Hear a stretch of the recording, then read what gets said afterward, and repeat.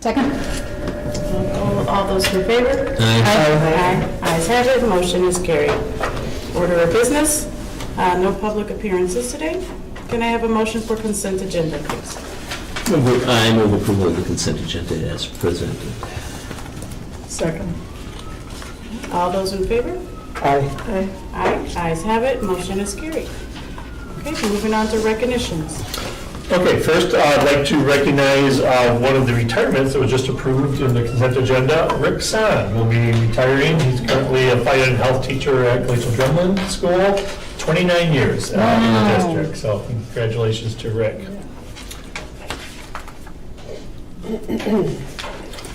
Okay, the GDS Science Olympiad team finished their season with success at their tournament in Milwaukee. They competed against over 20 schools from around the state and had multiple placements, including first place in the Robo-Cross, second place in Crime Busters and Storm the Castle, fifth place in Anatomy and Physiology, and place to right, I'm not sure what place, for the right to do it, and then sixth place in flight. Great job to the Olympiad team, and we look forward to the accomplishments they'll make next year. The high school senior boys basketball team traveled to Winnequa and visited with the Winnequa students for Read Across America Day and took some time to read a few books in the classrooms. These moments are so important because of the interaction between our older and younger students. Winnequa students really enjoyed the visit and the opportunity to ask the basketball team questions about high school life. And Cottage Grove School second grade leaders are in the process of developing a safety patrol group called the PAC. These scholars have set goals to be role models that promote safety, kindness, and fun on the playground. All right, no correspondence and announcements. Oh, wait, I have a recognition. So this is really fun, because those of you who were on the board at the time. So if you were watching the Women's National Basketball Tournament, McKenna Warnock, number 14, University of Iowa basketball, Monona Grove grad. And she, honorable mention, all Big Ten, had all kinds of state awards while she was still here at MG under Coach Tyler Kuhl. Just did a spectacular job in that game. And I was rooting for Iowa even though my mother went to LSU. So, but. All right, thank you. Susan? Okay. Okay. All right, so then, under announcements, I'd like to announce and recognize Board Member Susan Fox, who will be retiring from the board after serving the term, which tonight's the last regular meeting. And in the announcements, we have a little press release that Katie put together that you can read as well. I just want to add quickly, sad day for us. You are such a generous leader, and your knowledge and wisdom is so invaluable, and we appreciate all that you've done. I mean, I have to say on a personal level, you were instrumental for me to come on the board, and if I have half the wisdom and knowledge that you have, Well, thank you very much. We appreciate you, so I just want to acknowledge that. Well, it has been, over the 15 years, we've had a lot of challenges, there've been a lot of changes, a lot of things, serious issues to grapple with. And I feel like the board and the district are really in a good place right now, so it feels, it feels good. And I appreciate, everybody else says it's been an honor and a privilege, but it really has been. I mean, it's been a privilege to be able to work with the board for all these years, and I certainly will miss it as well, but I thought, it's time to sort of step aside sometimes and let somebody else come on. We have a new person coming on, which will be great as well. So, and I think, I'm also excited, Christian, about your presence on the board, because the whole time I've been on the board, we've never had a student member, and I've been so impressed with how you've just jumped right in, how you don't hesitate to ask questions when you need information. So I think that's great. It's pretty exciting. So I think you're all well poised now with the passage of our referendum. We're in pretty good shape. I'll say a little bit about the budget hearing today. I was at the Joint Finance Committee hearings all day and waiting for my turn to talk, which finally came up after 4 o'clock in the Dells. you don't get a whole lot of an idea about what's happening, but I'll wait till you get to there's a part where, Mark, you're gonna talk, and I'll say something then, but otherwise, thank the district for the opportunity to serve, and, yeah. And I did just find out that once you're on the board for 6 years, you can be an alumni WSB member for $35, so. That's it, can't leave us even if you want to. I already signed up, and you get to go to all the meetings free, so that's cool, if I want to by then. But anyway, thank you. Thank you. Susan? Well, and I also had a few things that I wanted to say. And actually, I was trying to do it appropriately, so I actually signed up for the public part, and then Dan could keep me to 3 minutes. So probably should you go sit he's there? going Yeah, to maybe. wish, yeah, but just sitting there doesn't change the truth. Too bad. Okay, so I just wanted, again, Susan came on the board a year after I did, and our board and our whole composition and the way we were moving forward was just very different from the work. And the work that she's done is absolutely incredible. I mean, we went through every single policy in this school district and reviewed that with her as chair. Well, yeah, it was like 3 years, wasn't it? Yeah. You're ready to catch up. You got it done. It was incredible. Well, anyway, I want to take, I wrote it down, so I would like to take a few minutes to thank Susan for her years of dedication and commitment to our community and our school district. She started as a teacher at the high school, then for many years taught social studies in the middle school, and then served for many years on the school board. Susan came onto the board at a very challenging time, in case you want to know. If you've ever campaigned and come home at 11 o'clock at night and put out 100 signs that day and found yours ripped in half and on the ground, that was a very challenging time for new people coming on the board. And to have Susan come into that kind of environment and meld the group together in a very positive way was very impressive. But at that time, the district was working through property purchases. Some people wanted to be here, some people, it was very challenging. Building plans, significant budget reductions, and again, Peter was there. Remember, we had to cut $1 million a year. Oh, yeah, I'm glad we don't have to do it again. And we had no place to cut. Budget reductions, and we were working through several superintendents, so thank you, Dan, again, for sticking with us. And not once did this deter her from her collaborative approach to continually working to improve our district. She may have yelled at me once or twice quietly, but that was usually in the bathroom, so it went just fine. But again, she mentored each and every one of us in her own ways, and I'm sure Dan could speak to that as well. Her background as a former district teacher and parent, as well as her years of committee and board service, provided great insight into our district issues. She showed great strength in her ability to see many sides of various issues. She's worked on district strategic plans and setting goals for improvement. She's served as board president, been our legislative liaison, chaired policy and personnel, and served on many committees. She has actively participated in WSB, including serving on the State Policy and Resolutions Committee. So you will hear many stories about her dedication, her leadership, and her thoughtfulness in her approach to the community, her students, and the board. Ask her about playing her instruments in band and things like that. So there are great stories about all of this. But I'm going to tell you one of my personal favorite stories that I think speaks to her commitment to her students and school families. And it just it makes me feel sad to just think about it, because this was a stressful night. One night, and it was relatively late, he had come back from hockey, and it probably was 10:30 or so. Our son, Stuart, number 2 son, needed to study for a science test. And those science tests back then were incredibly difficult science tests. And he had forgotten his book at school. He was just crushed.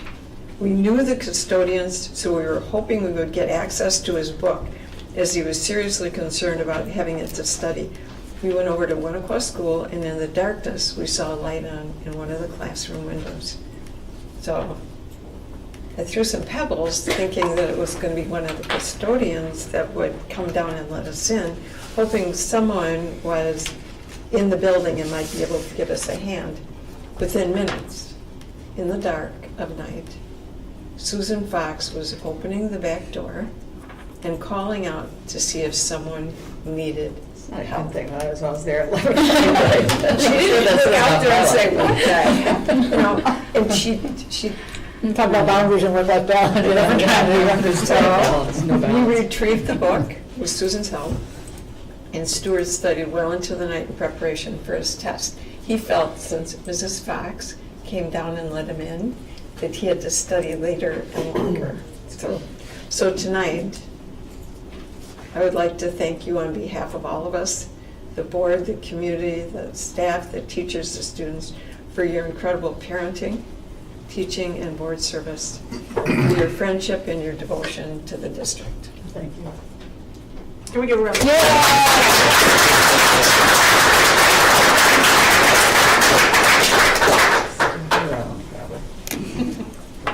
Well said, Suzanne. All right. Moving on to administrative reports. Dan?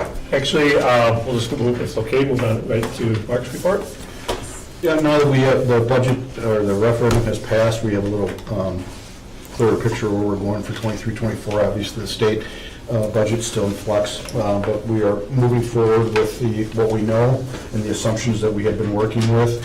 So I just wanted to indicate that, you know, as we move forward here, we'll keep updating the board on any changes in the state revenues or projections, and we will present a preliminary budget like has been done in the past in June, and continue to update in July and August as we get better information. And in August, the board will approve a preliminary budget to be presented at the annual meeting in September. I don't anticipate knowing much through the summer, but as Susan said, she might have some additional information what she wants to share. Well, not a lot really, but this was the third budget hearing, and at all of them, K-12 education has been a predominant presence, although today, also present, at least in Waukesha, and today was in the Dells, were a significant number of voucher charter schools who are also asking for more. They feel, they describe the funding gap between public schools and charter voucher schools now, so that's another thing, to private schools as well. One person today arguing that their religious school should have the same funding like that we have. So it's a large jump from where we've been. And I don't know, you know, because the joint finance people don't respond to any of this. But there was a lot of school presence, a lot of people arguing specifically for what the governor had recommended for revenue caps, and saying, because if you look at the Joint Fiscal Bureau, we've cumulatively lost about $3,200 per kid since 2009, if you add up all the money we haven't gotten, if they had been giving us inflationary increases, so it's huge. And a lot of people stress that, and we're asking for like $1,500, $1,510 for the biennium. We know we're not going to get that, but you know, they heard it loud and clear, and we had, even Luther Olson, a former joint finance member himself, came back. He didn't come back specifically to talk about that, but he agreed that yes, schools are in trouble. But they heard it loud and clear from all over the state. Today alone, there were 16 different districts represented, sometimes with several people talking. So they're hearing it from rural areas, you know, urban areas, from pretty much everybody's facing the same thing, staffing levels. And it was good because people brought up different, you only get 2 minutes to talk, so that was the hardest part for me, as you all know. I'm so verbose. It took me probably 2 hours yesterday after I had written the piece to get it down in 2 minutes. And I'm going to send them a longer one. I'll send it all to you. I haven't mailed it to you yet because I wasn't sure I was even going to get to talk, and I did. But so it's, the way I had heard, though, is that they don't seem to understand why we need an inflationary increase every year, which to me that would be obvious, but people did mention that pretty hard, so hopefully they heard something. I don't know. So yeah, I don't know. I think it will take a while. There are a few things today. One of their arguments has been that some of that, I mean, we have a record-breaking surplus at over $7 billion. Some of that is that federal money, which is one time, but you know, that's the kind of money they could be giving people for one-time things, like some of our capital expenses, which come under our revenue limits too. And you know, it's hard to get all that in 2 minutes, so that didn't, but there are possibilities that they'll, I think we'll get some kind of increase, I think, but I can't remember how. I don't think you were too generous in thinking they were going to be too generous in making your predictions, so.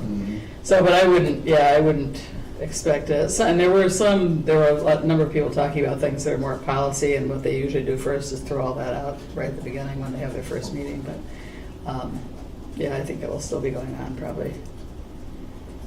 Maybe in June. I mean, they are going to make their own budget again, though. They're not starting with Evers and cutting. I think they are going to create their own budget, and that's not usually a good sign. So anyway, I'm not real optimistic, I guess, bottom line. Thank you, Susan. That's it. Okay.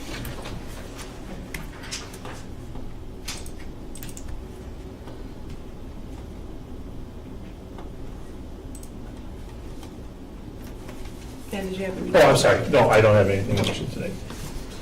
All right, moving on to reports. Susan, thoughts? Personnel Committee. So Personnel Committee met again on April 6th, I guess. And we discussed some of the same language proposals that the MGA wanted us to discuss related to various topics, and they want to come back and bring us more information, so we kind of put that off. So we really didn't resolve anything. And on the agenda had been commencement of negotiations, which we did not do because the MGA wasn't ready. And we originally scheduled another meeting for tomorrow, but they still want to put it off. So nothing has been settled, and they'll, I think, you just thought that they'll be meeting the last week in April, it Yes. sounds like? Yeah. To at least exchange initial proposals, and, yeah, and move on from there, so. No progress to report. Thank you. Moving on to Monona Grove Education Foundation, Susan Manning. The Monona Grove Education Foundation met on April 11th, 2023. I think it was 2020. Superintendent Dan Olson provided a report to the foundation that included many thanks for the passage of the referendum. He indicated that current workforce focuses on retention and attraction of teaching staff in this time of uncertainty in relation to the state budget, just reviewed. The foundation board discussed the school endowments. So just in case some people aren't aware, each of our schools has an individual endowment. I think that amount is $10,000, isn't that right? I think that's originally what they had worked on. And then they take the interest off that every year, and that goes to the school. The endowment stays the same for spending in a way that the school wants to do that. So in some situations, the schools have not been spending that interest amount, and they were talking about, should we keep it in the endowment and let it grow, or how should we do that? And Dan was working with them on communicating more about the actual endowments, how that money comes to the actual school, and kind of parameters for use. And if they don't use it, then they're going to just keep it in the account. The board discussed future fundraising campaigns that may be used other than a golf ball drop, which may be interesting to you because one of the things that came to me in the mail was La Follette High School is doing a golf ball drop. So did you see that, Dan? But because of the raffle piece, it's questionable about them being able to go forward with that. And continuing with writing letters requesting community support, they're going to do further discussion on their fundraising activity. They approved a 2023-24 fundraising goal and did committee reports. This weekend snack pack program continues to fundraise and provide supplies. They did a huge Easter egg hunt in Cottage Grove last weekend, and the board approved funding for summer ceramic retreats. They're going to discuss further assignments of scholarships and grants as those will be coming forward. There'll be more specific discussion on that because there'll be grants and scholarships awarded at graduation this year. So. Susan, will the snack pack program continue through the summer, or? I'm not exactly sure, but I'll double, I think they do, but I will double check on that. Susan, did you have something that you wanted to share?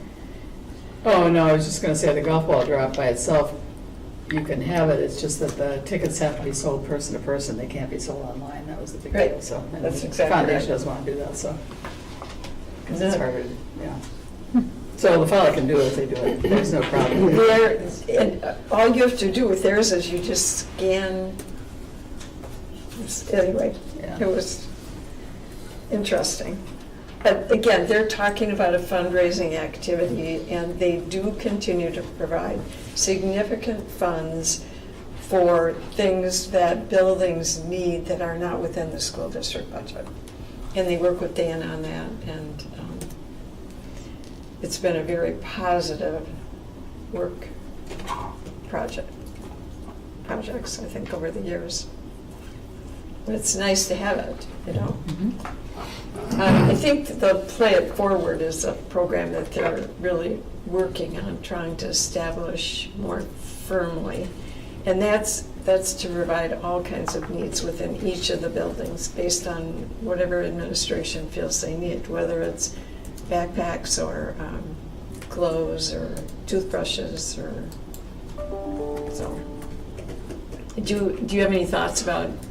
Yeah, just appreciate that. Just in general, I mean, the foundation has been outstanding. It is, not too many years ago, the real focus was on the teacher innovation grants, which was nice, but really the shift of having additional resources for individual students and families that have specific needs. And so that is really, I think, I love the direction that they're going with that, and so.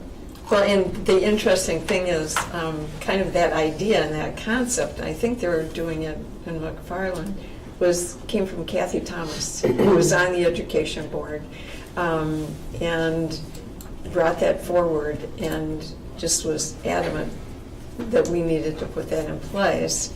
And Jason, has gone forward with that and tried to build that with Dan. And I know that Sandy Homburg and a group actually went out and met in each of the buildings, I think, with staff about the needs for that. But part of it is, I think, is making sure that the foundation and the district works together so that, the principals know that you might have $500 to spend in a particular way off of that endowment. So, and they also talked about the fact that Granite Ridge doesn't have one because they hadn't formed one, but they're going to discuss how to do that because we can raise that. Elizabeth? A question, I think, for you or maybe for you, Mark. Does the business or the fundraising components of the foundation, does that have to stay separate from, like, our school business? Because I'm thinking about things like, I don't know, like using Infinite, like we already collect fees through Infinite Campus, for example. Like, would we ever have, or would we be able to ask for like family donations to the foundation, like through that, for example? Or do they have, the business of that have to stay separate? So the actual donations would go directly into the foundation fund. They do have the ability to, collect, online. Where we partner with them is on their communication piece. Got it, okay. But we couldn't like do any kind of like connection that way where we would make it easy for families that are already like using our systems to do things. You get what I'm asking? Yeah, and so essentially make a donation directly to the school district so that we are tracking the. No, I was thinking like to like MGA Foundation, but like using school district mechanisms. Like for example, like you go to CVS and then they're like, oh, do you want to like round up for this organization, right? Like that happens a lot in business, like in the business world. And I'm wondering that I have is, would that be something that we would be able to do? And if so, then like, would we be interested in doing that? Because can we, ought we, right? Some schools do it. Colors Night's coming up, isn't it, or something like that?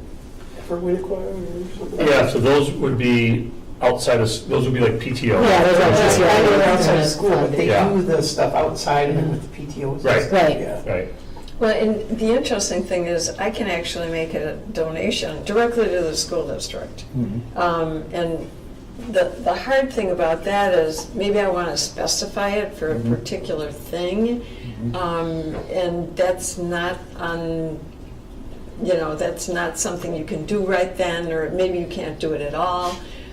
If you give it to the foundation, you can ask for it to go to a particular place, like Play It Forward, knowing that kids may need particular things in schools, but their board makes a decision specifically about how it's going to be used. Yeah, I mean, my question is mostly just like, is there a way to make it, Right. just Like when easier? we're paying school fees. But I'm already paying Add school another fees. $5. Right, to It's donate a to the separate- NGEA. You'd have to, Or the I don't know how foundation. if there'd be a mechanism, but you'd have to look into the legality of that. Yeah, that was my Because it's a question. separate- Part of it is, they're a separate 501c. 501c3. So Yeah, that'd be tricky. I hesitate to Yeah. commingle funds Okay. regardless. Yeah. And That's then fine. like Dan said, if they have the mechanism to do it anyway, Yeah, They do it, they I don't do think it on their that, website. I don't think the time and effort for probably the amount of money is worth it. okay, Yeah, Yeah. great, off thank the you. top of my head. Yeah, And they are going to start using the newsletters to talk more about things that they're doing for the kids. okay, So that, because I think that's one of the big things, that the communication between, here we have this much available, does Mitch know about that, and does he know he can use that? And there's only so many hours that Dan has in a day, so they're working on that. Thank you, Susan, and that was a great question, too. thank you. All right, moving on to possible action items. Policy revisions, second reading. I have not received any written comments about changes. That's a Except good for thing. Peter sent you one. right? Yes, but those changes were, Dan made those right away. Okay. Thank you. Typos. Thank you. No, it's want to be clear. They were mostly There were two. grammatical. Peter had caught one and Phil had also Yeah, caught yeah. one, so. Yep. And you're right. We made those right away. Most I wanted to prove I read. Just test me. Test me, Peter. Can I have a motion, please? I move approval of policy adoptions and amendments as presented. Second? Any further discussion? Amen. All those in favor? Aye. Ayes have it, motion is carried. And again, I'd just like to have a special thank you. Susan chaired this committee. I mean, we've kind of shared it off and on, and she's taken it for the last few years, and it's a ton of work, right? I mean, we got to put up the help wanted sign, so we might want to sell it differently. It's really fun, we do really meaningful work. It's dramatically important. Yes, very and important. interesting, and it's got to be done. You get to hang out with us. Yes, you're right. There you go. And Well, if now that it's- all the basic policies are done, it's just tweaking things and making Yeah. sense. Yes, It's that's- it's that's kind of, serious it is work. kind of interesting. And it's not- a very, anywhere it's near as a tedious great as it was. learning opportunity. It's absolutely fabulous, because you have to review this and look at it and say, is that really what we're doing? Dan goes, no, well, fix it, no, so, and Dan helps us do what we need to do, which is great. But I wanted to personally thank Susan from, I don't know why I'm chair right now, but as chair, and from our committee for all the work that you've done over these years. Did you throw that out? I mean, we had, what, a box like I think I this? saw that drive, yeah, more than one. Remember when we finally finished them, I brought them in suitcases, because we had all the, Yes. I mean, it was, I'm not kidding, it was like, it was a lot of paper. I threw that out a long time ago. Every single ounce of it. Okay, just wanted to bring to your attention as well, that's not part of what you had approved, but I did add in there the technical corrections that go along with this update. Just as a reminder, those are ones that don't require board approval. Many times are just clarification, grammatical type things. So they are all listed, and the board policy does require me to inform the board when we have these technical corrections. So you can click on that link if you want to do those.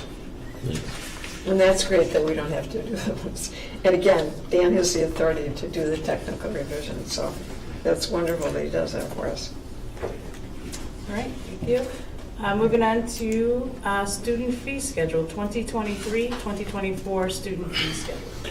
The board approves the subsequent year's student fees every year, and I presented the current fees, and we're recommending no increase, other than an adjustment possibly to the open enrollment transportation fee, which is calculated at the end of the summer, once we know our final cost. So that's the recommendation. I'll move approval of the 23-24 student fee schedule as presented. Second? Any further discussion? I have questions. Oh, me too. Go Eric ahead. and then Elizabeth? Curious, Krishna, do you have any insight on the parking fee for students? I don't know if you drive to school or have friends that drive to school. Like, are you wondering how people feel about the fee? Yeah. I would say that most families and students do seem to be able to pay for it. It doesn't seem to me as a major, how should I say, it's like, Burden? yeah, exactly. And besides, I did see that any families with financial Of course, needs yeah. can waive that. Okay. And Okay. I actually, not necessarily to you, but also to the board in general, I was just wondering, with the waiver process, is there any sort of process that families take to not only apply for a waiver, but also for the district to ensure that the waiver is being utilized to its maximum extent? Yeah, so certainly one of the things that we have worked hard to try, we don't want to have to make families continually have to ask for the waivers, right? And so one of the things that they can do is if family does qualify for free or reduced lunch, they can authorize us to use that information with regard to fees. And so if they do that, we'll automatically waive, they don't have to put in a request. So that is helpful for some families. We really encourage the principals to give them a lot of latitude to make it as easy as possible that, even if they're aware of financial need, that they can proactively look to go and, make those waivers. So the principals have a lot of authority and a lot of latitude, that way. So, but it is something that we have to work hard on communicating to make sure parents are aware, of that opportunity. And I'll just add, as long as we're on that subject, I would love to, in some of these cases, eliminate fees, altogether. If you look back historically, in school districts before revenue limits and so on, student fees were fairly rare, and that was just part of the budget. It is allowable under state law to charge these certain fees, and then as revenue limits came in place, districts didn't have much of a choice. So this is something over the years that we've been able to freeze these for many years. It is quite a bit of revenue to totally just say we're not going to collect it any longer, but I think we'd like to look at a long-range plan of eventually trying to get there. And kind of back to the conversation we had earlier about the foundation, Yeah. to me, that would go hand in hand. We do have many families that can easily afford these fees and don't mind paying them. If we were to eliminate fees, I think along with that is to provide those families opportunities then perhaps to give those gifts, for those other programs. So that is, again, kind of a long-term goal that maybe needs to become more of a short-term. Yeah. Eric, did you finish your question? No. Okay, go ahead. Oh, I'm sorry. No, that's fine. I'm glad to hear that, Dan, because that's what I was going to lead into that. And seeing, the two that I look at that I really would like to, if we could, would be the athletic participation Yeah. fees, because I think that's, important part for students. The passing, the events, I get that. And then a quick question about buy a bus. Is that for students that don't qualify for transportation? Correct. Okay. Yeah. And that's one that, and that was adopted before I was here, and, a couple of you were probably part of that conversation. My understanding is that, again, part of that budget reduction time, that our transportation zones were pretty large, that we provided transportation for, and so to tighten that up with the budget piece, I think the compromise was to allow parents to buy that seat. That's not every district does that. Sure, right. But that's my understanding of the history of that. And that's also subject to fee waivers for economically disadvantaged? Yes. Okay. All right, that's it. Thank you. I know you have a question. I just want Oh, yeah, to go ahead. quickly ask, do we have a substantial deficit in school fees? Are we district-wide? Like, are we really behind families? Do you have a debt, I guess? No, as far, maybe food service at certain points in the year. Okay. But as far as the fees, it's what we collect. We don't, other than, okay, we say from a budget standpoint, Right. what we collect. We don't track that, okay, we didn't collect this amount Gotcha. because we waived it. So Mhm. it is what it is as far as the number. So I don't know, I mean, we have, what is it, 20% free and reduced, about 15 to 20%. So that'd be gauge probably, of what we don't collect or what we waive, I guess I should say. So. Yeah, I'll be honest, I don't know exactly how the principals are handling this, but my expectation would be that if someone's in an athletic program and they haven't paid their fee and there hasn't been a waiver, if the principal sees that this is an unpaid fee, that would be a great opportunity to dig into, okay, why not? Perhaps it does need to be waived. Yeah. So I'm hopeful that that's, how things are being handled, but If they don't pay the fees, do we hold their diploma? We can't hold the diploma. no. You can say they have to pay it though, right? You So can- they hold that over the student's head. Some districts don't let them walk Yeah, that's good. as they're Okay. seniors. We don't do that? I have no idea. I know that we do, in general, make sure that obligations are completed to Yeah. participate. I don't know how much fees are involved in that. Okay. That's a good question that I should look into. Elizabeth and then Susan. Question that you may not know the answer to, Mark or Dan now, but I would be curious to know. So if I'm remembering right, last year is the first year kind of coming out of the pandemic that we reinstituted fees, right? Because we had Some of them. we had a freeze on them for a couple of years there. And I'd be curious to know whether or not we've had an increase or decrease in waiver, sort of like comparing pre-pandemic to now. And so, I assume you don't have that information off the top of your head, but I'd be curious to know sort of what the over/under is As from far that. as, food service hours, we could probably look at the numbers, but as far as the numbers, if the schools waive them or not, I don't know if they track it, but we can find out, I can ask. Okay, Because it's nothing, they would just, I don't know whether there's any documentation that they do it or not. Is it in their school budget, or how, where does it show up? It's just Where are a, the it's fees just a going? line item in our general Okay, budget. yeah, Got yeah, yeah.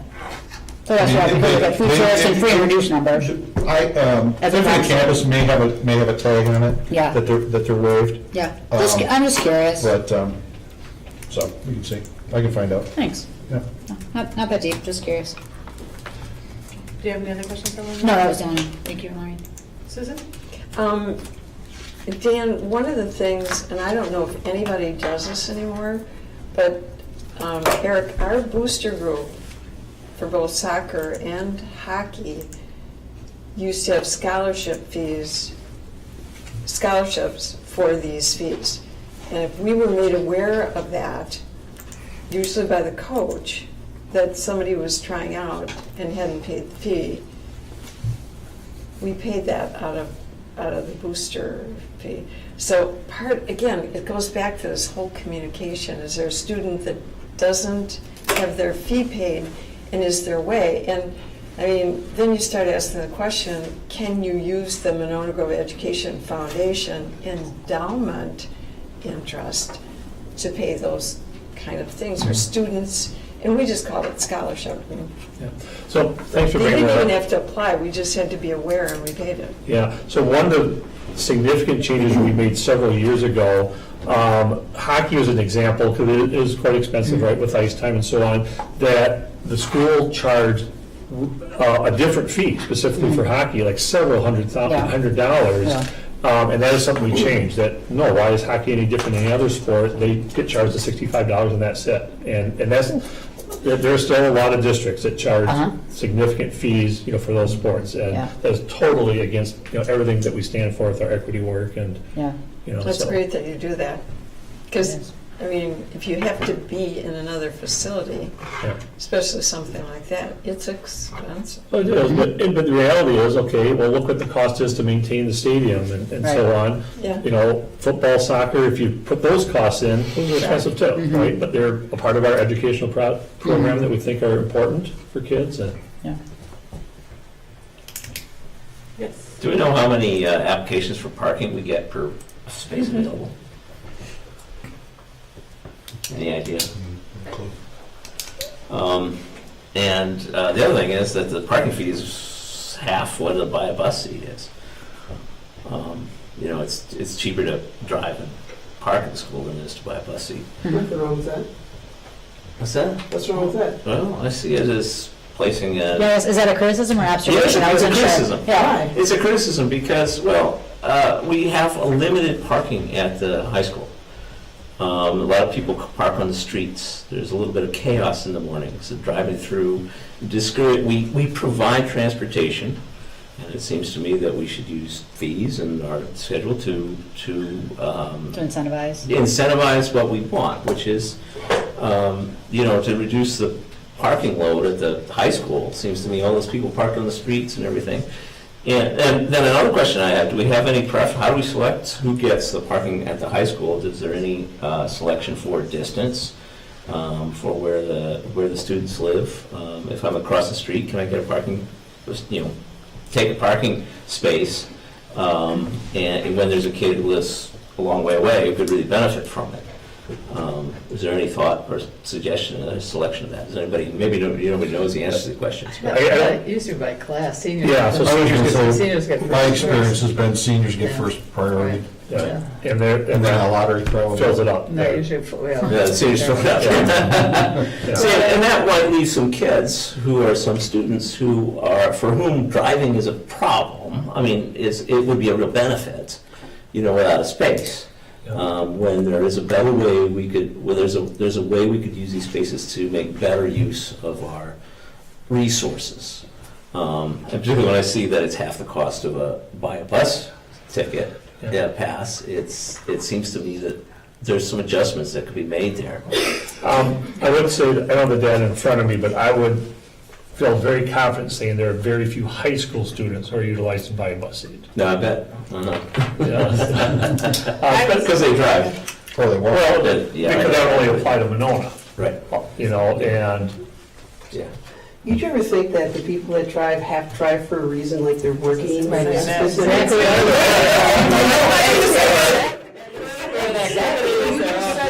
You thought to disincentivize the fact of raising that so that they would. So that the people who need to use it can take advantage of it, rather than, than not. That's the point, is to use these resources to best benefit the population. And those students who who need one because they have a job or whatever, they should have priority, or they're, where they live. It seems, let's make this work best for those students.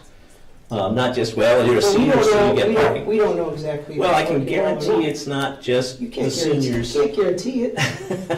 I can't guarantee it. No, you can't. You don't know. No, but I'm just saying that it seems to me that there's a disconnect here between what we think I think we could use parking to the advantage of our students. Well, I don't want to raise the parking fee. That's what you're saying? I don't know, maybe prioritizing it is one thing. But also, it's a source of revenue. The students don't need to drive, we do provide transportation.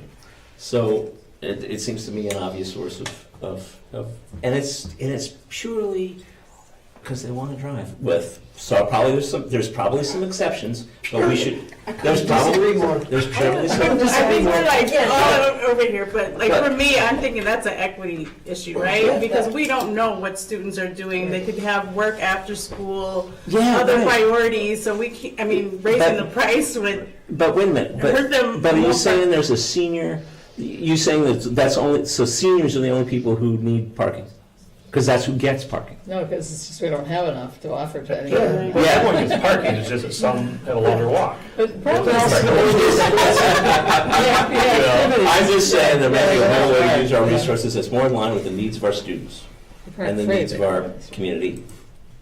Well, respectfully, we've already, Just one more piece, and then and then you go. the other piece was student voice. I think we need to learn more from the students before we're making this kind of decision. Yeah, I'm not making any decisions. I'm Well, I'm just just looking saying, at the we fee can have schedule. those ideas. I think it's I'm just looking important. at the fee schedule and saying there's an opportunity here, I think. Elizabeth? This is future discussion. I feel like we've already Yeah. approved the fees for this year. Oh, we did improve. Oh, I would argue that this is the appropriate place to All right, have you know what? I stand corrected? Thank you. You are right. I don't mind your logic, Peter. I mean, it makes sense to me. Yeah. Again, just Susan and then. High school kids have so many different activities. I mean, when your kid is on the swim team and they have to be there at 5:30 in the morning, I don't personally want to drive them there, and nor do I want them walking there at that hour. So they probably need to drive, but it's not all year. You know, it's one thing. In a different season, it's a different activity. So they all have different things, and the point is, yeah, not all seniors have all those things, but we just don't have that many parking spaces we can assign to students. I just don't think it's a thing. I know I'm not going to be here, but I would not be in favor of raising the fee. I just think it's worked well as it can. I mean, the truth is, we'll never have enough you can never build enough parking for a high school. Compare us to West High School, where they have 16 parking spaces for their staff. I mean, at least we have more than that. So our students, they do park on the streets. The city deals with it, and I think it's worked well for a long time. You just can't predict what kids do. They get jobs during the year. Some kids do dual enrollment at the MATC, or they have all kinds of reasons why they have to leave during the day. And it would get way too complicated to make them apply at the beginning of the year and tell us, and then somebody goes through and figures out who really needs these. I think it's not practical. So that's just my opinion. if Krishna comes back with a group of complaints, and a lot of the students want a parking place and can't get one, but if they specifically say, I need one, then we can reevaluate this. But we haven't really gotten that kind of input. This has worked in the past, and until somebody says, this is really way out of line and we need to work on it, then I would just move forward with where we are. Thank you, Susan. Krishna? Yeah, I mean, I would say in just entertaining Peter Sobel's point, if we were to discuss, not necessarily implement such a system, what I think we'd first need to consider is how we are distributing those needs. So how students can apply for parking fees if such a policy were to be discussed and perhaps implemented. Personally, I don't think that we should raise prices. Quite frankly, if there isn't a financial need that we need to raise prices to a higher extent due to external factors, then I would largely advocate for sticking with the status quo. But I do appreciate the mention of public transportation. Because for me, even though I don't have a parking seat at the parking lot, thankfully my dad's apartment is just shortly down the block, so I can use that. What has been an issue, yeah, see, there are alternatives. Just has to walk. But something I do want to know, want to hear the board's opinion on is public transportation. Because even though I'm an open enroll student, that happened years ago, but I still live in an area which is technically Madison, even though it's right between Cottage Grove and Monona. And while I understand that the zoning of bus service districts is outside of the purpose of this board, I was curious to see, in regards to prices as well, how we are approaching making transportation inclusive as well as affordable to our students. Peter? We have, Mark? we have a bus contractor, and legally, we have to bus anybody outside of 2 miles, and I think it's been adjusted here, but we do provide everybody that's eligible for busing a seat. And the reason we have the buy a bus is because sometimes people will waive it, or the route doesn't have as many people that can fit on the bus, so we have extra seats. And so that's why they can buy the seat if they are outside of the walk or inside the walk zone. So we do provide everybody an opportunity, free of charge, except for those people, the opportunity to ride the bus. So I don't know what your Is that true question is that true for open enrollment as well, or No, only people we within the can't, we district? can't provide unless they get to a stop because it's illegal. Yep.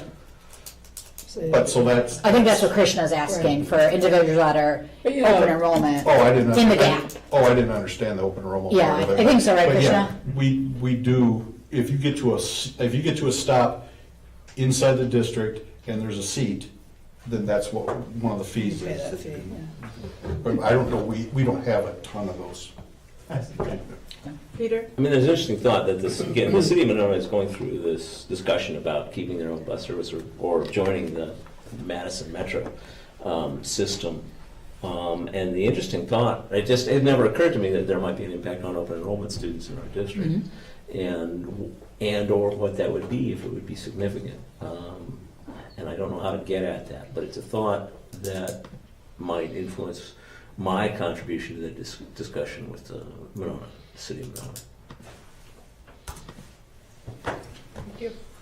All right. Call a vote? Yep. I mean, in my head, we already did it. All right, all those in favor? Aye. Aye. Aye. Ayes have it, motion is carried. That was a good one. Yeah, it was a very great discussion. All right. Didn't have that one on my bingo card today. Moving on to discussion items, use of Maywood School. I skipped an important one. Got excited. Mark is going to A feel badly. The next one is resolution authorizing the borrowing of not to exceed $2,700,000 and providing for the issuance and sale of general obligation promissory notes. Yeah, provided you with the resolution from Quarles and Brady, plus my memo highlights the petition period that we need to do because the borrowing is over $1 million. So we need to, once the board approves, we need to post in the paper and wait 30 days if anybody wants to challenge it. And the challenge or the information is in my memo and also the resolution. So I just want to make the board aware of that. And then we would move forward at the next meeting with the financing parameters with PMA.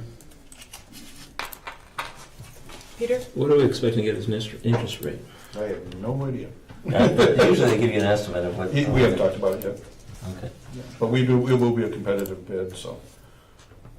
Yeah, but, no, I'm just curious what the cost is, because this is, and this is covers the, The chillers and the boiler at the high school and lockers and lighting. Lockers at high school, lighting at GDS. okay. All right, can I have a motion? Or I move approval of the resolution authorizing the borrowing of not to exceed $2.7 million and providing for the issuance and sale of general obligation promissory notes as presented. Second. any further discussion? All right, all those in favor? Aye. Ayes have it, motion is carried. Discussion items, use of Maywood School. Okay, Krista's going to speak to this a little bit. So we've talked about the lease ending with MMSD, and not that you need to see that, I did put as attachments the actual lease agreements in case anyone was interested in those. But we do have some district use that we'd like to utilize a portion of the building for starting next school year. So Krista's going to speak to that use, and then we can also talk a little bit about the potential agreement that we're working on with the city as well for another part of the building, so. Great, perfect, yeah, thank you. We're pretty excited to talk about this. Give you a brief overview. You've got the slides. I'll kind of hit some of the highlights there, but with the availability of Maywood, a conversation we've been having for a while with our special education team, our transition coordinator and high school special ed team, is the goal of having a standalone program for our students. We serve our students who are aged 18 to 21 who have IEPs and may have some ongoing goals. I know some of you are very familiar with that, and just for others, like again, when you are these are students who've graduated, met required criteria for graduation, we're moving on to the next steps in their future, and our transition team works with those students, their families, sometimes job coaches and agencies on just anything related to life after school. So employment is a big one that you're probably most familiar with, but just accessing healthcare, relationships, social engagement with the community, some different life skills with the goal of independence and self-advocacy. So we've talked about this a lot and have been really excited to potentially use some space at Maywood to have an off-site home base for our transition program. Currently, that program is embedded within the high school, which for a couple of reasons is somewhat problematic. Of course, our team has made it work and is doing great work, but the least restrictive environment for students after graduation is not a high school, right? They've done that work, they've graduated with their peer group, they're working on some new things and sort of a unique program element. So we'd be really excited to kind of really adopt the spirit of transition and look at as Chris King Richard, our transition coordinator, added some of these notes as well. He's very excited to be able to take this focus and, that goal beyond 18, it's not a normal school day, right? And when you're housed within a high school, it can feel very much like, oh, I'm still in school. This is the same as it was 9-12. Might be doing different things, but I'm in similar or the same space in some cases. And so programmatically, it really helps us meet some of our goals that we've identified as far as, really honing in on transition and the amount needed to meet goals versus sort of having it be this continuation, this grade 13 or beyond. So we're pretty excited about that. We toured the space with Mark and some others, the team, and would be very excited to be able to use that space. And I think it really would lead to some collaboration. There's some kitchen space. There's some things we don't currently have, which would be great. And I know the team, Chris and the team, have some ideas even for future, they're kind of getting excited about what that could look like.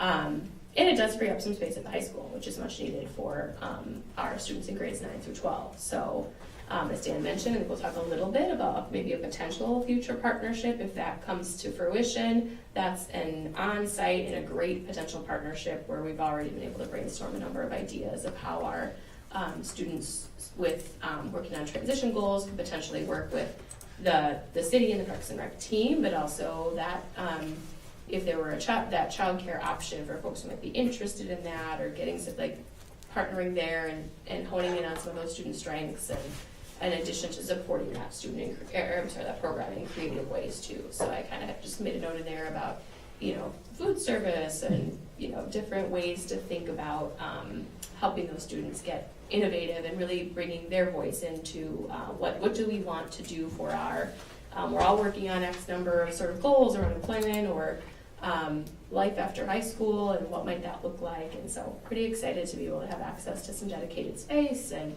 helping our young adults really feel like this is a space for us, it's our home base, and we're working on our goals together. So that is what we are, and we'd be looking to transition. We think we can do it for the fall. So I know by the time the Western window gets out and we get in, it'll be a tight squeeze.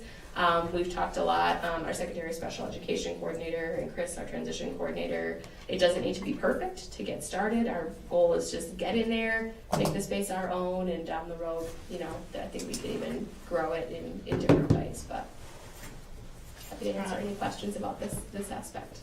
Peter and then Elizabeth. Sure. How does it affect our operational? First of all, how many students is it? How many people is in this? Yeah, it's a little bit to be determined, right? Because the kids are still working on their credits. We're talking under 10 students. Okay. That's fine. 6 to 8. And how many staff are involved? Yeah, so again, to be determined exactly, it's the transition coordinator, a transitions-focused teacher, special education teacher, and a number of special education assistants. That exact number is to be determined based on the number of students who actually go. So it's 3-ish to 4 right now is currently the program size. I suspect that currently in the high school you share a lot of resources. Yep. And are we going to have to duplicate that? And what does that do to our operational costs? Yeah, we thought a lot about that.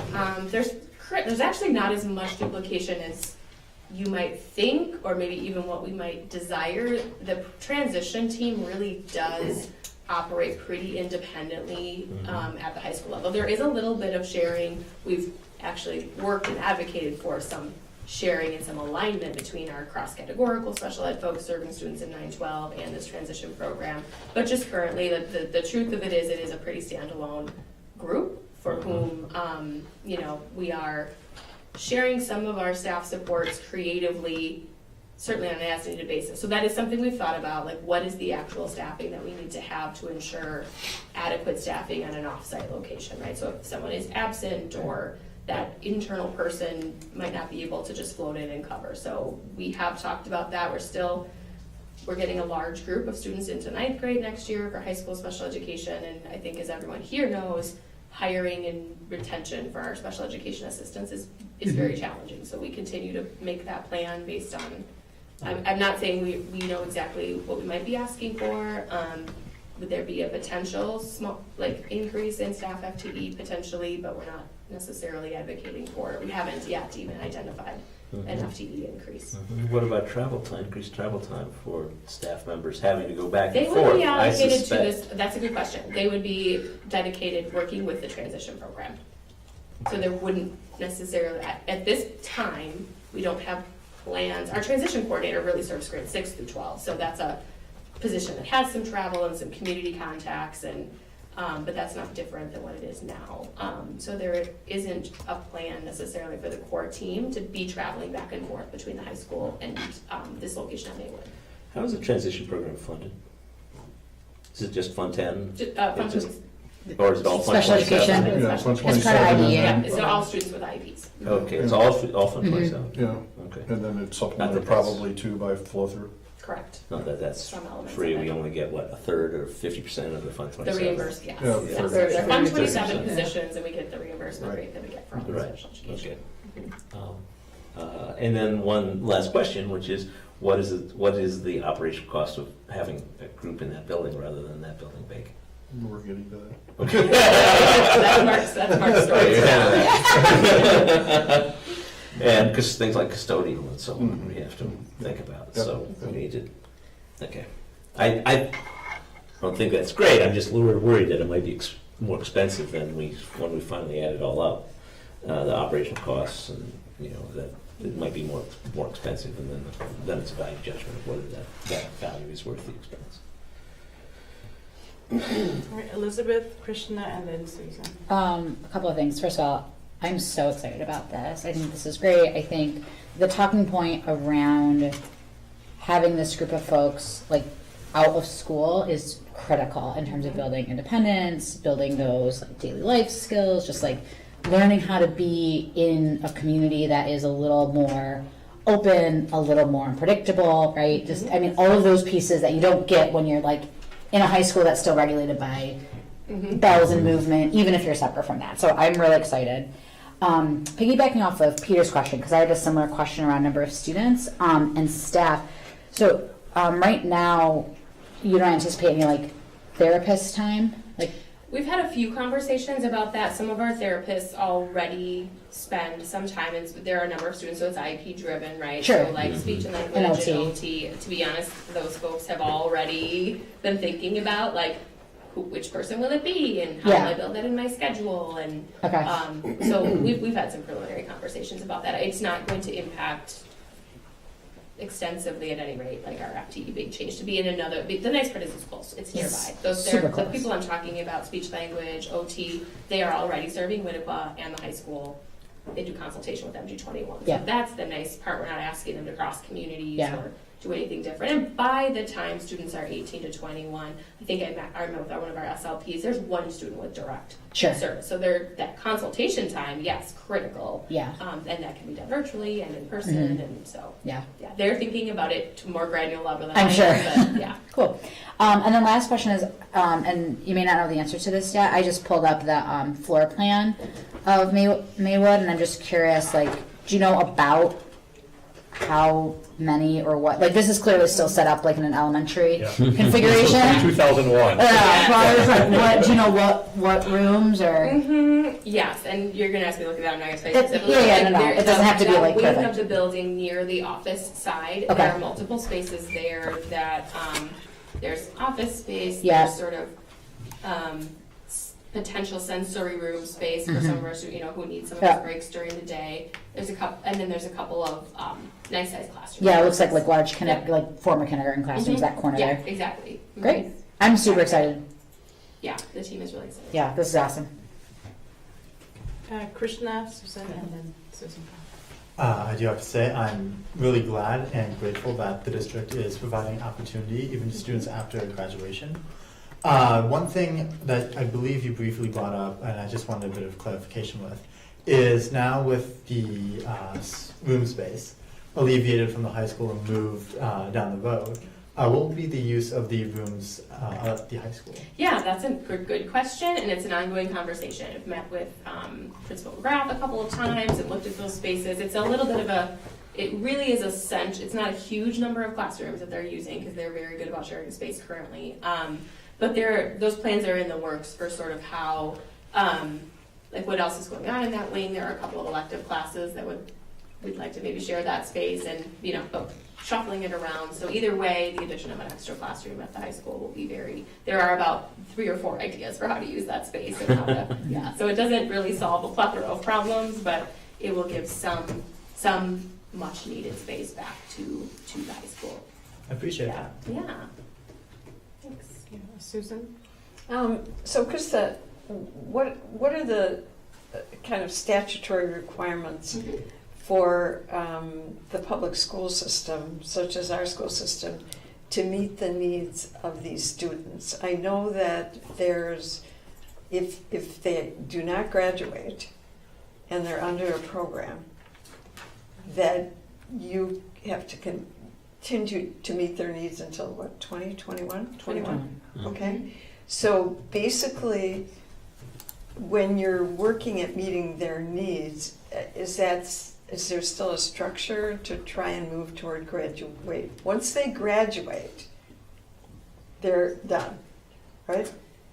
You can meet graduation requirements as a student with a disability, and that is our goal for most of our students with Right. disabilities, going to meet those graduation requirements on time with peers, and have those core requirements met. So really the goal is, it isn't necessarily an extension of, oh, I still need this credit or that credit, and the IEP plays into that certainly. Right. That's certainly how some of the students we might be talking about who stay on for some additional supports, how they get there. But the goal really is that students have met graduation requirements by the time this would be the next step for students.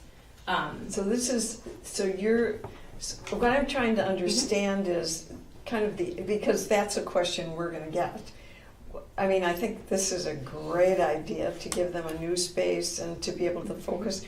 I'm a little concerned about the facilities, because I know we've actually moved older students into elementary buildings, and we had to redo all the bathrooms. Yes, so that, go ahead, sorry, I interrupt you. I mean, are we talking about So it? our promise to Dan and the team, the question that we've been going back and forth, can we do it as is? Could we really be ready to start next year and use the space as is? I feel like our team, after the tour, I hadn't been in Maywood since I had to refresh, I've been there a lot, but is it workable September of 2023 without any major structural? Yes, the team feels strong, we can do this. So yes, there might be some smaller bathroom spaces or things like that, but. How are you going to accommodate a 6-year-old's bathroom to a 18-year-old?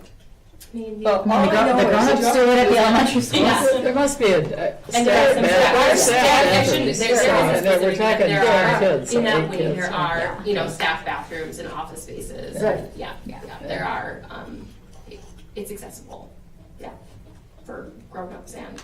Okay, I just want to make sure because it sounds like just a great idea, but I know we got hit previously by moving from one school to another, and the particular facilities were a major issue. So I just want to. And yes, absolutely, and it is a little unique in that every student isn't going to be there all day, every day. For a lot of students, it's a check-in and work on my goals for the week, and then maybe I'm getting some support from this team. Some of our job coaching, Yeah. so I'm going out to my job at XYZ place, and maybe a member of this team is coming. Maybe they come some of the time. So that's just more of a check-in if things aren't going well, or I've got enough. It's all driven by the IEP goals that they have, so they don't need to necessarily be. We don't need to be replicating a high school math class or those types of things too. So I think the flexibility, the space is really just, to keep tables and chairs, and there is a kitchen, like that piece of it that's accessible to us. It's our So space. is it things you are currently doing? You would Yes, just be doing doing it it in in a a space. different space. I think that's really important that the community understands that, Yeah. because when you kind of look at PowerPoint, it almost looks like a new program, but basically we're just looking at a new location. And your thought about how much of a percentage of the space at Maywood that you would need? A third? It's a small percentage. It was good to be back in that space and there's plenty of space in the building. Okay. Yeah, I had to be reminded and take a look at it, but no, I think we'd be using a pretty small percent, not even half, not a third, maybe quarter of the space is what we're talking about. And Okay. that's with giving the team all the spaces that they asked for, I right? forgot about the corner. It's pretty. Yeah, I've got the floor. I've been in that building a lot, sure you have. so I know what it I had looks some like, I know how freshmen it memory as feels, well, you know, Yeah. again, I know we had to do some work to put fifth graders in there, so, I'm just looking at the balance and the pieces and, it sounds like a great plan. Yeah, I think it's, not everyone is aware of like our responsibility to serve students age 3 to 21, students with Right. disabilities, and it's not, unless it impacts you or your family, if people don't always think that we do have some students who are 18, 19, 20, 21 currently in our high school that, continue to get some support that we provide for special education, so, yeah. Thank you. Susan Fox and then Peter. So it sounded like you said that all of our current students would be doing post-secondary transition plans. So I just pulled up the DPI thing to look at it too, but it says in some instances there could be students in that age bracket with IEPs who haven't graduated. What would happen with those kids? I mean, would those kids still need to be in the high school as well, or can you meet those That'd be an graduation needs? individualized Oh, be decision individualized, so it for might be- most students. Again, if they're taking courses or finish that up and just need more time or credit recovery, so I mean, might happen still at the high school and their next year if you need some ongoing support. So you may need- then I was wondering staffing. So then that would be Yeah. one of our other special. If Yeah, you're, teachers yes, would I work would with that envision maybe someone who started late or transferred and was missing credits or just didn't get some things, if they're staying on to meet MGHS graduation requirements, they would still be a member of what we call a cross-categorical special Okay. education team. So still, yeah, and then they could still come here for some of that. Yeah, a lot of our students in this mixed, a lot of times are students with more low incidence disabilities and more complex needs. Certainly, it is an individualized decision, so we might have a student that needs a course that they weren't able to access or something, so it could be on occasion, but that's pretty rare. To be honest, it's the folks who've met those graduation requirements that are on to that next step. Okay. Do these students, do they count towards our student head count? Yes. Yeah. Yes, Yeah. okay. So I'm curious, what this program is offered, are we required to offer these Yes. services? We Yes. are, because they Yes. graduate, Up till age 21, yeah. And so what the services are, not every student with a disability obviously needs anything post-graduation, but if there is an unmet need, typically in that vocational, employment, life skills, unmet need or goal for that student, that's what this transition program, that's how they meet their needs. and I presumably it's Yeah. voluntarily for the students, so what happens is they come to us and say, or the families come to us and say, we would like, okay. And Yeah. what's the current budget for the program? And we We don't really have a separate, We don't we separate don't it. standalone. I mean, I can mention some things, students, sometimes these students they have a budget line item, they help support the Eagle Eye coffee cart, things like that. So there's specific line items and there's a small number of things that they maybe have in their program, literally like tools or curriculum or, so they're a little bit standalone or different, but we don't treat it necessarily like a separate program. It's just special education and it extends to age 21. And again, as we said, a lot of that'll come out of flow through because it's kind of miscellaneous Sure. items and things like that. Yeah, But supplies. we, I've like, we managed don't their say this budget, is for the their supplies. transition program.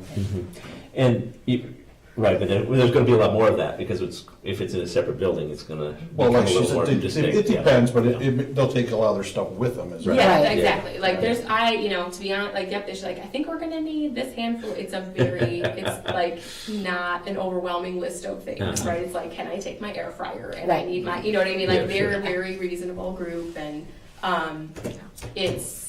there's more happening there that will just transfer over this part. And again, I provide their budget, their supplies, like that, those sort of things. We don't anticipate, an equipment huge budget allocate, like that won't be dramatically different. Well, back to the headcount question, are they an FTE, each one an FTE, or are they counted as a full student, a full headcount? Thought you might ask that. Yes, they are a full FTE, I believe. I don't Okay. yes. All right, good, Mhm. thank you. Just like a Another 3-year-old enrolled. would be, yeah. Yeah. Mhm. 3-year-old isn't, I just gonna say early. That's okay. In early childhood, right? So it's a little bit right. different. Yeah. I just have a quick comment. I think it's just echoing what Elizabeth said. I used to teach the transition program, so I'm really familiar, and I'm glad that you're considering a separate space so they can have autonomy. It's a real community space. This is helping our young people be part of their community, get to know their community, and there's so much more that we can say about it or what their hopes and dreams are, and again, but I just love that they're thinking about giving the students their own space, honoring that student voice, really being able to kind of be the young adults that they are and outside of that high school setting, so, yeah. Susan? Well, did you say you were gonna talk a little bit about the city, or Yeah. is there anything known about that? I was just worrying about the rooms being selected here, Yeah. that might So relate to that. Krista had first dibs. We did all work together, but we have to take that first. We have to designate our goals. But no, it actually worked out really well. So as, with Monona Park and Rec and what they're looking for space, in fact, their preferred spaces was the other side of the building. Oh, really? Okay. And That's so interesting. they're Well, looking at yeah, 10 to 12 I can see classrooms. it, it's near playgrounds and stuff, so that makes some sense, yeah. I thought they'd want those big rooms, but now that you say that, yeah, okay. All right, that was my only question. Yeah, it actually worked out great. Thank you. Thank you. So Dan, I just want to understand, so were you going to talk about the Park and Rec? Yep. Yeah, we'll go to that next. We're gonna If do there's that, no okay. question for Krista. Thank you, Krista. Thank you. Thank you. Thanks so much. Thank you, Krista. All right, I'll give you a little bit of an overview, and then Mark's been the one working directly, with the details. So specifically working with Jake Anderson and the Park and Rec, as you know, we already have a relationship with the city on after-school programming, and so that's one space that they would be looking at that would serve specifically, our students and students in the city of Monona.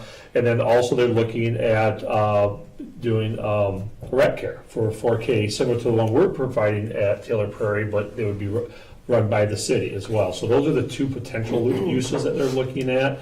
And so I think that the estimate would be 10 to 12 rooms. Mark's had a chance to walk through with them and feel really good about the space. And so the other thing that Mark's working on then would be the lease agreement. And so kind of the big picture with that is very different than the lease agreement we had with MMSD, as they had the entire building. And there's a lot to it. We're essentially treating it as leasing or renting rooms, just like we would with any other outside group. And so we also have a different fee schedule, of course, when it's involving services for students as well, even though it's an outside party. But given that, the recommendation from our attorney was to not just do it on a daily fee schedule, that because they would be in there permanently, it's not like they're only using it at night or whatever, that a lease would be appropriate. So the board, one of the things that is interesting, in order to lease a building, you do need approval at an annual meeting, or authorization to lease a building. And when this board went and got that authorization prior to the MMSD lease, that actually covers us. You just need a one-time, it doesn't have to be specific to with whom or any details. You've had authority from the electorate to lease the building, and so we're good to go there. So that's kind of the big picture, and I said Mark is working on the details with that, as well as what does it mean to get the building ready, as far as maintenance, security, and that sort of thing. Yeah, I've been working with Jake, just kind of on and off right now. We were waiting to hear from the attorney about a template for the lease. And so we've talked in generalities about numbers and what they would cover. They've offered some things as far as, maintaining the grounds. And they may want to upgrade or change, or maybe possibly new, some playground equipment, just obviously based on the age of the kids that will be in there. As Dan said, they're looking for anywhere from 10 to 12 rooms. They might adjust that once they finalize how many people they think they're going to have. But they're, like he said, they're going to be on the other side of the building, but they'll have access, to the kitchen and the multipurpose room. But a lot of that won't interfere with what Krista's doing. So that's kind of where we are with that. I just have to follow up with Jake to see if he's taking it to the next level and what the response is there. So we think it will be a good partnership, and the charter school, or whatever it's called, from Madison, is going to be in there through the end of June, I believe, just to kind of wrap things up. And Lease goes through the end of June, they requested an Oh, extension July, of that's 1 it. month Yeah, to yeah. get things so done. they're gonna have to get all their stuff out of there, and then we'll have to go in. But our maintenance people have gone through and looked at it and see what we need to do. I mean, the building in general is done great. You know, the infrastructure is not, or the HVAC and stuff has some issues, but nothing to prevent us from going in there. And, but as far as, Peter, your question about, you know, custodial and stuff, and we'll work that out with current staff. I mean, we don't have to have somebody there full-time. But we'll be able to, you know, maintain it through allocating our people, our current people. So, and all that will be, has been figured, it or will be figured into the cost or the fee that we charge them, so.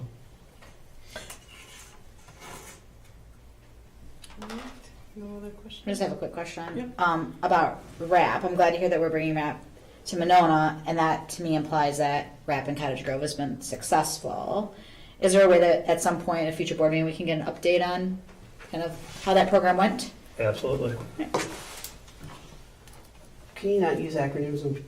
Like, what does RAP mean? It's not an acronym. It's not an acronym, RAP. It's wraparound. Wraparound. Care. Beginning and end. So this year we added around care. Yes. You just said RAP. Oh, sorry, around care. You said RAP. Need it, yeah. Wrap around care for lowercase students in. Well, as a musician, he was thinking RAP. Oh, yeah. Nobody wants to see that in the air, I Trying to figure out promise. what RAP meant. I apologize. The city is bringing the rap to. Recreational area programs. Thank you, Eric, for that, and I apologize. Wrap around care. Yeah. I know what she meant. I'm over there talking shop and stuff like we all know what you're saying. All right, moving on to future meeting dates. Next meeting date, we have the Personnel Committee tomorrow at 5, April 17th. No, we don't No, have that's that. canceled, right? Canceled, Canceled. right? Correct? Yep. Yep. That's right. And then April 17th, TLE meeting, and the 24th, Board Reorganization meeting at 6. All right, can I have a motion to adjourn? I move to adjourn. Second. All right, all those in favor? Aye. Meeting's adjourned. Have a good That's night. it. So what's your yearly meeting?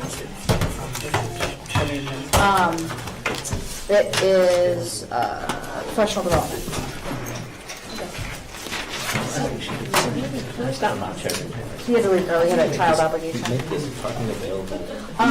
Everyone else? I'm a hippie, yeah. No, but you are, you know that, right? Yeah, yeah, yeah. A hippie